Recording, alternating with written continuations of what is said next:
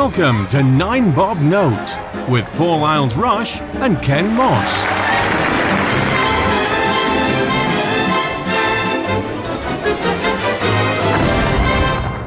Hello everybody and welcome back to 9 Bob Note. My name's Paul Isles-Rush. And I'm Ken Moss. Hello. Hello there. Well, Paul, it is your turn this week. What delightfully delectable topic are we looking at in the rainbow world? Strictly Come Dancing. I've never seen a one. I knew this would go well. This is a good start. Before you even open your mouth about Strictly Come Dancing, it's just not my sort of... I don't really do... I say reality TV, it's more sort of talent shows, but the title annoys me. It's not grammatically correct. No. How have they got away with this for 17 years or whatever it is? Yes, I completely understand. Obviously, there was Come Dancing with Angela Rippon back in the day, which was an actual ballroom dancing with real ballroom dancers, and it was a competition. And then there was the film Strictly Ballroom, which was about Australian ballroom dancers. And then Strictly Come Dancing. I've never really understood what the leap was. In other countries, it's called Dancing with the Stars. Because are they all famous people that take involved? There's no members of the public that do this. So they all tend to be celebrity couples that they've paired up, aren't they? That's right, isn't it? They're celebrities who are paired with a professional ballroom dancer. Ah, right. So yes. But yeah, it's obviously hugely camp. The trophy that you win at the end is a glitter ball. And obviously, there's all the dresses and the costumes and all that kind of stuff. The reason why I wanted to bring it up is because it's around about this time of year when they start announcing who the contestants for this year are going to be. And so it's always around about this time of year that the rumours start about whether there is going to be a same-sex couple. Okay. So last year, obviously, because you've never watched it, you probably don't know. It might have, because every now and again, stuff like this, it drives the internet wild. So it tends to, stuff does filter through to me, even though I might not necessarily watch it. Last year it was... It was Nicola Adams, the... Girls Aloud? No, although is she called Nicola Adams? She's the hot ginger one at the back. Yeah, she won The Masked Singer last year. Which that's where they all dress up as rabbits and frogs and things, and you don't find out until the end. That's the one. Also a great show. But, Count Binface. Oh, wouldn't that be ace? There's a spin-off. Nicola Adams is an Olympic gold medal winning boxer. Ms. Adams, my apologies for not knowing who you are. I think, although I can't remember what Nicola from Girls Aloud surname is, we're possibly amalgamating her with Victoria Adams from the Spice Girls and making like a super girl group icon. Some sort of mutant figure. Who turns into a boxer. Wow. Marvel. Yeah. Wait, is that DC Comics on the phone? But yes, so they did. Last year was the first time. Obviously, they've had gay and lesbian dancers on the show before. A lot of the professionals are of that persuasion, although quite a lot of them aren't. But there's obviously been gay and lesbian contestants on the show before, but they've always been paired up with a professional of the opposite sex. And so last year, Nicola Adams, who is a out and proud lesbian, said, "I would like to dance with a woman." And so they paired her up with a female dancer. And unfortunately, one of them got COVID about 2 weeks into it, so they had to leave. So it was a great idea. That I think one of the things that, and obviously this is going to come across very offensive, but she's a boxer. So they're not naturally the most graceful, although it is kind of dancing, isn't it? But, you mean she's not the most feminine looking? Yes. And so when she was performing, she was always the one who was wearing trousers and a suit. And she said right from the start, "I'm not going to wear a dress," which is absolutely fine. That's what you want. And then, but then it kind of looked like a man and a woman dancing. So what's the point? Yeah.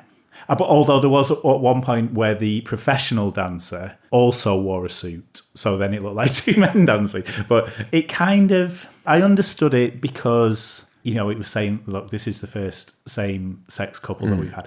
So there's a certain inevitability that this year there's going to be a male same-sex couple, which is obviously what everybody wants. Tick. Nobody wants to see women dancing together. That's just ridiculous. It's been done. We're over that from last year. That's where the rumours are. There are also rumours. You'll be pleased to hear that Bag of Chips, everyone's famous drag queen. I'm being sucked into this bloody RuPaul vortex inexorably, like you managed to with bloody Eurovision. We'll burn that bridge when we come to it. But I take it then that there are corners of the internet that are outraged by this. Right, okay. Well, looking at it from the outside in, couldn't give a shit. But it's like we've discussed in previous episodes. I do think it's just another... It doesn't help that it's the BBC, tick, tick, tick on all the boxes, but it's something for the gays and lesbians to identify with on screen. I don't think, I don't know, if you're going to have two women, dancing together as two men, and it's ballroom dancing, the whole point is that it is sort of, there's a lead and, someone being led in ballroom dancing. It's not the traditionally male and female roles. So one of them inevitably is going to have to take that role. If you dress up as a man and a woman anyway, or does it take it away, or would it look more ridiculous if they were both wearing a dress or both wearing a suit? I don't know, because I don't watch it, and I'm not a massive fan of ballroom dancing anyway. How did it look when they were both in suits? To be honest, I thought it was really good. It was a very, I think that like the song that they chose was really good, and it was obviously designed to make an impact. And I think, and it would have been the same impact if they had both worn dresses. But it's just that Nicola Adams said she wasn't going to do that. So absolutely fine. I think for me, if there is a man on this year, and it doesn't matter whether he's gay or not, that doesn't matter, but he chooses to dance with another male partner, then I think that'll be really cool. And there have been examples in the past, because the professionals get together and do routines, like show routines and stuff, the filler bits where the advert should be. And they've done it in the past where the male dancers have danced professionally together, and it looks really cool. And it's something that I really like, because I like watching men dance. So I think that it's really cool. I get it. People say, but dancing's all about a man and a woman dancing together. And of course it is traditionally, and ballroom dancing is a traditional way of dancing. We don't now learn how to ballroom dance unless we go out of our way to do it. But maybe sort of moving it away from the heteronormative is the word that we've come up with. The heteronormative, it's only men and women who can do ballroom dancing. Maybe moving it away. I mean, if I was going to go to ballroom dancing classes, which I did at university, and I had a female partner, although obviously I wasn't out then, and we had a great time and I loved dancing with her. But if I was going to go now, I would go with a bloke partner. I don't think Stuart would be very agreeable to that. I can't really see Stuart as going to ballroom dancing. He'd be rolling his eyes very hard, I think. This is one of those things where it's possibly because I don't give a toss. And it's not my thing. But it is ticking a box, but it's not ramming it down anybody's throat. It's just an element of a show that is already quite camp. Yeah. And is the natural progression, really.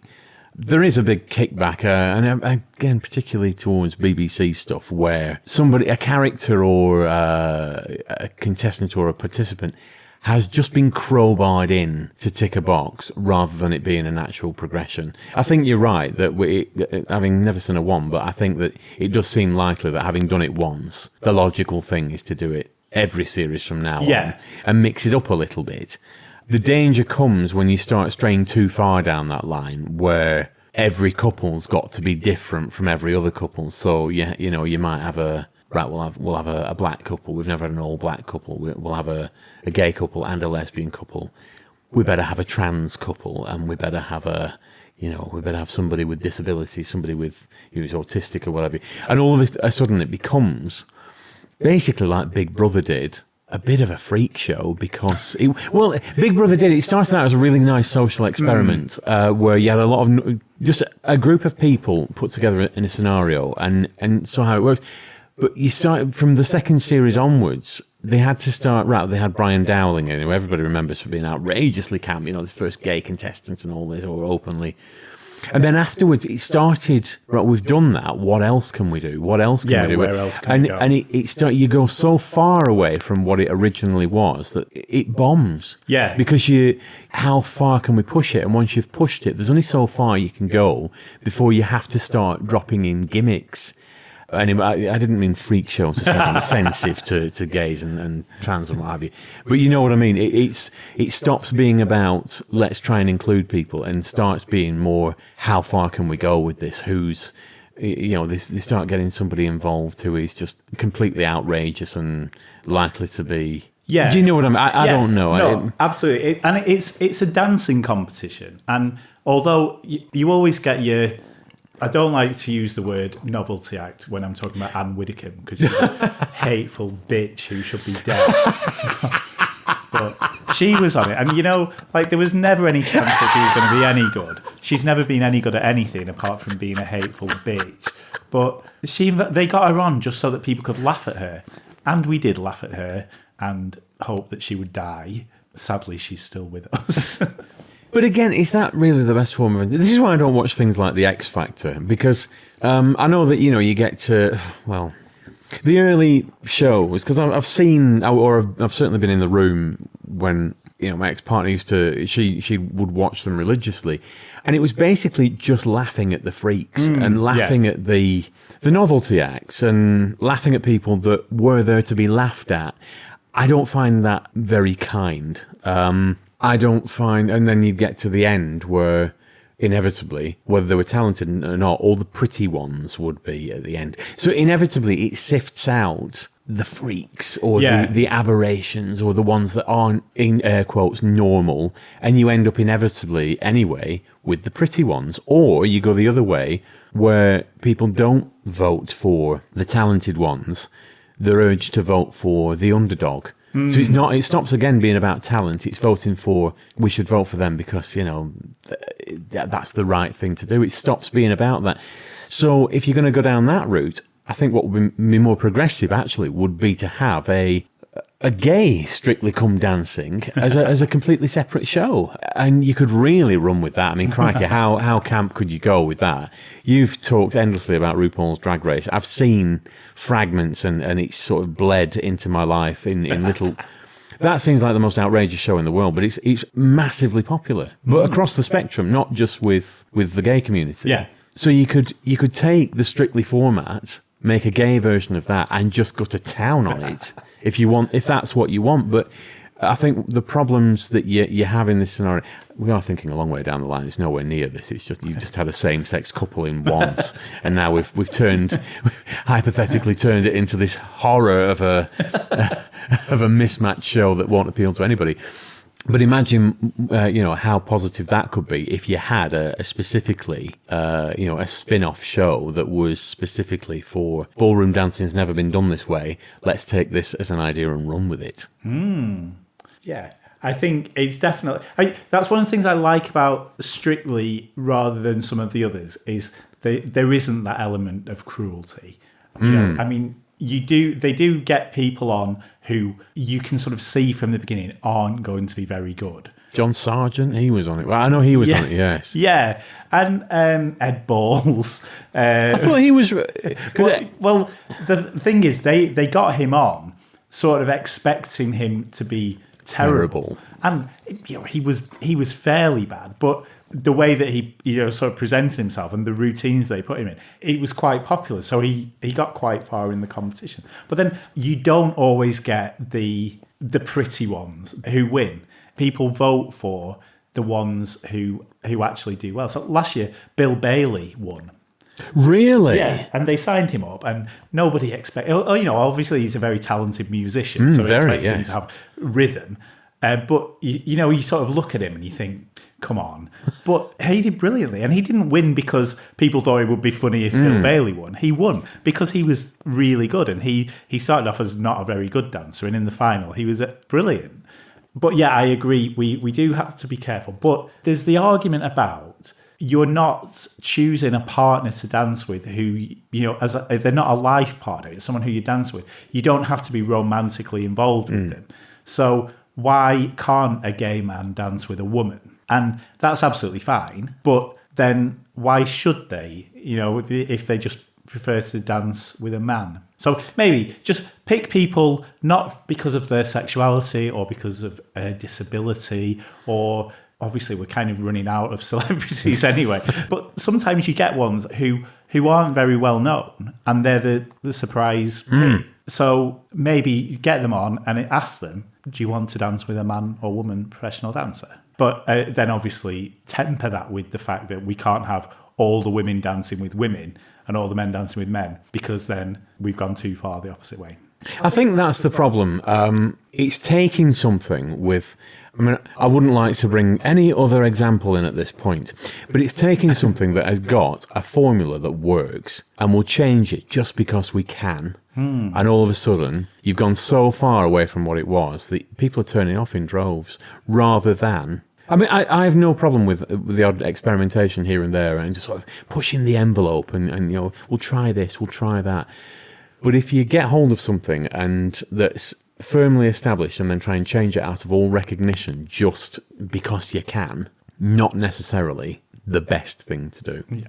And we all hope that Chris Chibnall is listening to this. After the Ollie Alexander nonsense... Anyway, that's for another episode. The thing is with that, it was never true. It was something that somebody asked Russell T Davies as a joke in an interview, and he said, "Oh yeah, I think Ollie would make a great doctor." And maybe he would. I mean, he's not really been an actor at all, so we don't know if he, apart from in It's a Sin, where he was essentially playing himself. People ran with it, and then everyone was outraged. But the fact was that although we kind of knew that it definitely wasn't going to be true, we also thought, well, this is exactly the kind of thing that Chibnall would do. Yes, it is. So it could well be true. Fortunately, it wasn't. Although I have a feeling that an announcement is imminent. But yes, putting ridiculous Doctor Who casting aside for just 1 second, it's time to decide whether or not this is an important gay issue. Obviously, if we're talking about Strictly Come Dancing in general, it's a very important gay issue, Ken. Is this a big gay thing? Well, I like to think so. I mean, we love it in our house. I think it's probably amongst the older generation, but then they have been getting younger contestants in to try and get the get the demographic down. But yeah, it's something we like to watch. It's camp, it's fun, and there's lots of feathers and glitter. So Strictly in general, I'd say for whether or not we have same-sex couples, although I very much would like to see it. If there aren't any, I'm not overly bothered. So that brings it down to a 3. Yes, yet again, I'm going to concur. It's a very middle-of-the-road 3. I don't think it's desperately important that there are same-sex couples.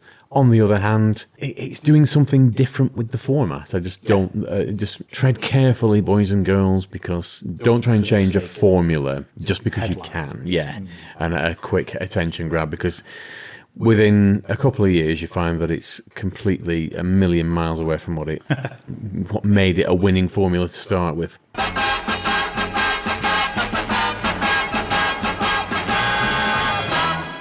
Screening Queens, what are we watching?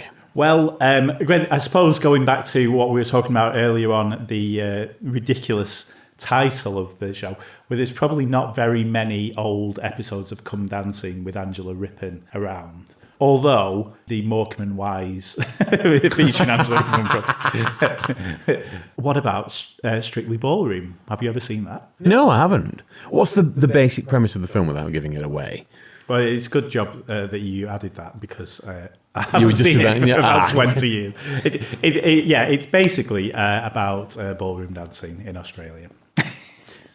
So another gay Australian-themed film. Yes. It's Baz Luhrmann.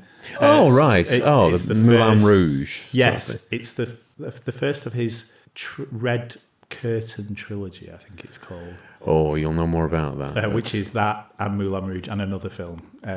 Because Moulin Rouge I absolutely adore. Yes, yeah. It's nothing like Moulin Rouge, right. But it's very, Very good. I have no idea what the third film is. I'll have to look it up. But yeah, it's Stay tuned to 9 Bob Note to find out. Yes. While we go off to search for that, we'll leave you all to it. Until then, as they say, keep dancing. I shouldn't even know that.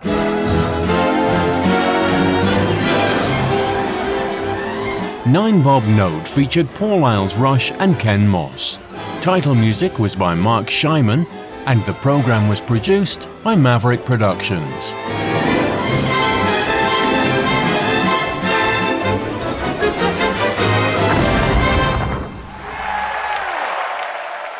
For more information, please visit maverickproductionsuk.blogspot.com or find us on social media.